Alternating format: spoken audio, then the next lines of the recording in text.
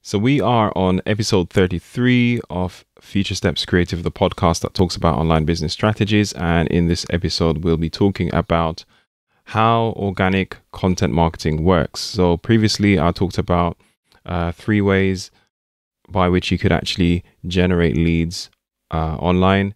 And one of those was content marketing, which is what I do. So this is personally what I do to generate leads to my websites and to build my brand online. And I don't do any paid strategies, and this is working out fine for me so far. So I like to teach about this. I like to talk about it, and I like to share the strategies that I use. And I've tried a few different ways of going about doing this and experimented a lot in the past. And what I've done, I'm starting to do is to simplify and going back to basics and actually starting to rebuild my own strategy around some new projects that I'm doing. So I think it's a good time for me to talk about how organic content marketing works. Now I'm going to cover 3 main areas here, or 3 main things throughout this episode of the podcast. One is what exactly is content marketing, and 2 is who it's for, and the 3rd thing will be how you can get started doing content marketing. Okay. So before I jump into the content, I'd like to mention that I've started to do these website reviews. I did them before, and I've decided to start offering website reviews to anyone that already has a website and they're looking to look at ways in which they can improve it. Maybe you need some honest feedback or an outside perspective. I'll be giving you some tips, actionable tips, and my honest feedback, like I said to you, so you can actually implement anything that I've passed on to you in your own strategies. So to sign up for that, all you got to do is head over to marlonmcpherson.com/free review. That's free review without any spaces or dashes in between. Or if not, then just go straight to my homepage. There should be a button there, a call to action that says get a free website review. So without further delay, I'm going to jump straight into the content here. So let's talk about what content marketing is. So content marketing is where you publish information or resources that answers a need or solves a problem that is being searched for online. So content can be in any format that is consumable by the end user. So search engines such as Google, Bing, or YouTube need content in order for them to work effectively. They are in the business of supplying answers to questions. So essentially, they're matchmakers for the users of these sites. So when somebody goes onto Google and puts in a search phrase, in other words, they type in a question that they might have or something they're trying to research, the results that you get is basically content, a list of websites or articles or blog posts, or even services that might be related to the search term that somebody puts in. Obviously, somebody has to supply that content. Google themselves or any other search engine, I'll refer to Google a lot because they're the largest and they basically influence the entire internet. So Google don't create content on their own. They actually use the content that you create as someone that operates online and is able to publish this content. They use that content by going through and indexing your site. If you want to learn more about how that works, I did an episode number 27, so you can check that out, which talks about how you can get your website to show up in Google. So this talks about the basics of SEO and what that's all about. Okay, so you can check that episode out and I'll link it up in the show notes. So essentially, you need to be able to create content in order for you to get found in search engines. And this is something that takes some time to do. So the more you can, or the earlier you can start and the more content you can put out, the greater your chances of actually having your content being displayed in the search engines. That brings me to the next point, which is, who is this for? So content marketing is a great fit for you if you are looking to build a long-term strategy for building trust, increase your influence, and generate leads naturally online.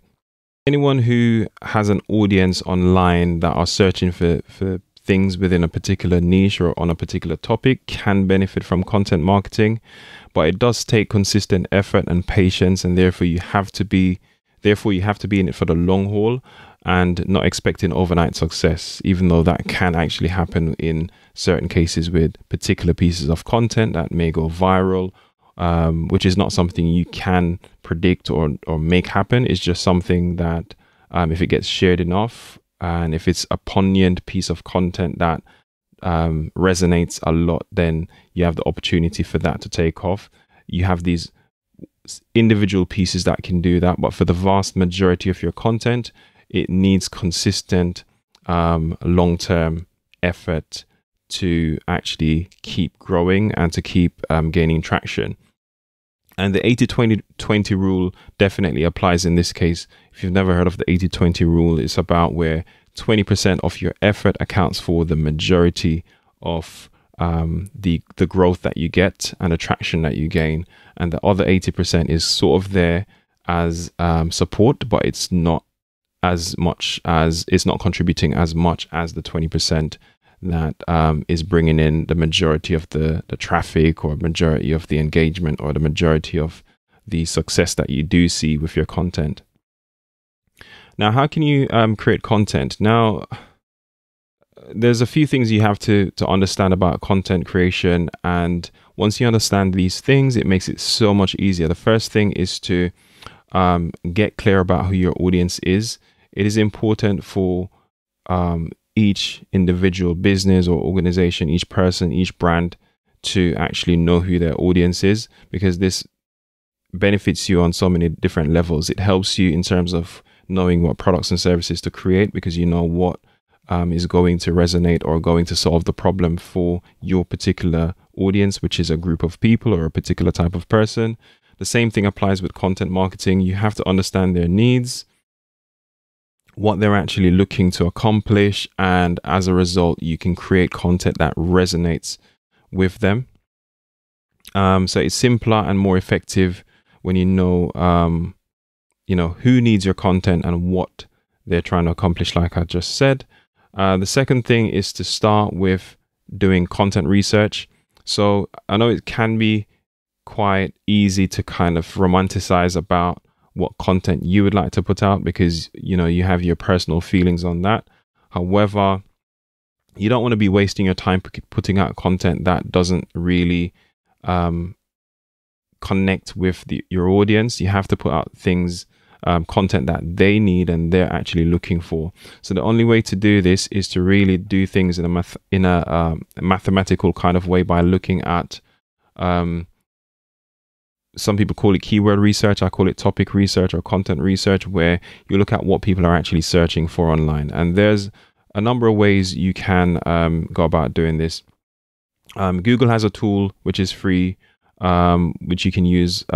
Basically, they use it for the AdWords platform, where you can pay for advertising, but you get to use the keyword search tool. I can't remember what it's called now, but you use the keyword search tool from Google. And of course, you need to have your Google account and logged into your AdSense account or your AdWords account to actually see this tool. I think it's called a Google Keyword Finder or something, Keyword Planner, actually. I'll leave a link in the show notes or the name of it. So that is one way you could do some research. And I would say when you do that, focus less on individual keywords and actually look at what people are searching for. And you don't even need to use a tool for this. You can do this for free right there in the browser. And I think I touched on this in episode 27 as well, where when you do a search on google.com, especially, well, I think it works on mobile as well, but I was going to say especially on desktop, you'll see suggested search terms or search phrases that people are putting in. So it might say, oh, did you mean this? Or here's some other things that people actually search for that relates to what you just put in. So Google is literally telling you this is what people are asking for, or what most people have been putting in. So therefore, you know that there's a need there for it.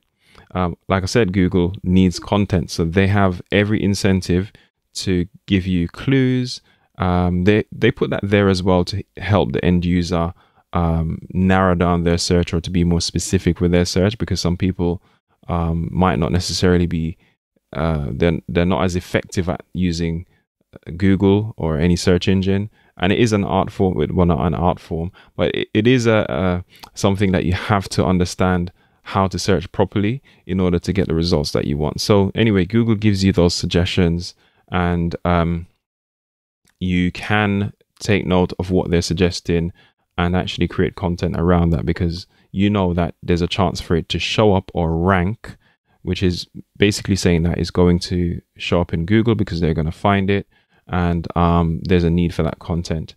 Okay, so you have to look at it mathematically. If there's not enough people searching for the content, or there isn't really a need for it, but you just want to put out the content because you can, then that's not a great use of your time and effort. So it's best if you can do some amount of research. There are paid tools as well that you can use, like Hrefs and SEMrush and all of these things.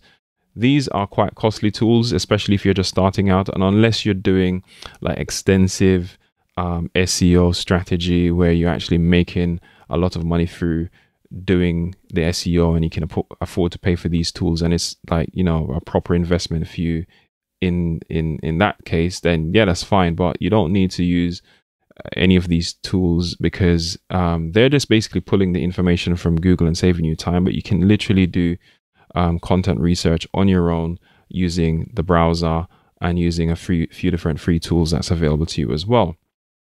You might also want to do content from a philosophical level as well, meaning that you may have content you want to put out that resonates, that helps people to understand your brand and helps people to understand your point of view on certain things. So that can help as well. It might not be search ready content, meaning that people are not going out searching for that, but it can help to build authority and build the connection that you have with your audience as well. So sometimes you can mix things in like that, but it has to be strategic, where you're actually doing content alongside that. Majority of the times that's actually going to bring you traffic that people are searching for. Okay, so the last thing here that I have is to publish content you can sustain.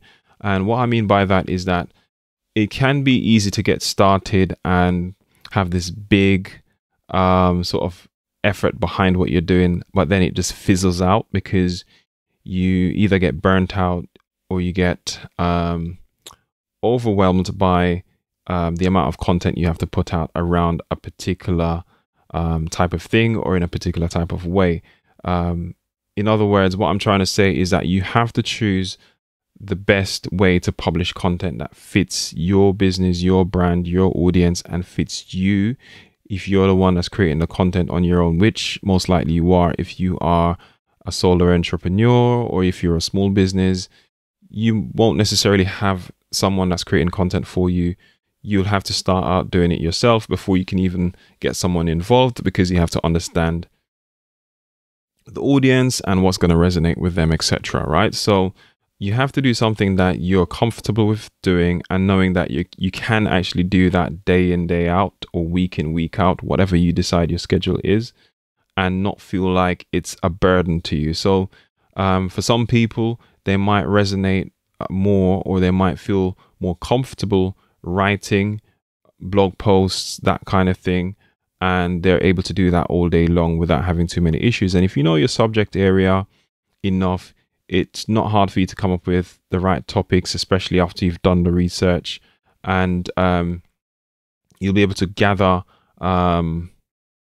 information from all over the place as well, and create really good content based on your knowledge, as well as the content that you're kind of researching, and so on. So it's not going to be super hard once you're, first of all, in an area where you're publishing content around something that you're interested in, something that you actually enjoy. There's no point trying to have a content marketing strategy long term, talking about something that you have little to no interest in, and all you're thinking about is probably making a quick buck. It's not going to work. You need to be doing something that you're passionate about and that you have some understanding or a great interesting, have some understanding of, and a great interest in it. So therefore, you come across natural at doing it, and you don't feel like it doesn't come across like you're forced, because you will feel like you're forced if it's not something that you enjoy. So one is to pick the right thing to create content around, and two is to pick the right format. So whether this is in the form of a blog post, you could be doing a podcast, or if you like doing videos like I do, you could do videos as well. And again, you have to think about the platform and think about where your audience is as well. And if say your audience is on YouTube, then most likely you need to create YouTube videos to connect with the audience there. However, if your audience is generally on Google searching for a particular solution to a problem rather than on YouTube, then blog posts can work. Videos can rank as well in Google. So bear that in mind. So there's nothing really to stop you from doing a combination strategy. I've spoken about this before, where you create one main piece of content in a particular format, and then you repurpose that content by republishing it in a different format. So say you do a video, you could strip out the audio and turn that into a podcast, or you have an article from a podcast, you create an article from that, and you could even strip out individual pieces of the content and use that for social media to share the content and drive traffic back to it, and therefore driving traffic to your website as well. So those are the main things that I wanted to mention in this particular video and in this particular episode of the podcast. If you're listening to the audio, do reach out to me as usual if you do have any questions, and if you don't really understand certain things that I've spoken about, and I'll try to clarify that by responding to you either via my website. So you can send me a message via the website, or you can leave me a comment on YouTube, and I'll try my best to respond to you. And if I do need to revisit the topic or do some additional content on it, I will do. So as usual, thank you for listening. Thanks for watching. I do appreciate your time. Do check out some of my other content on YouTube, as well as other episodes of the podcast, and I'll catch you in the next one. Take care. Speak to you soon.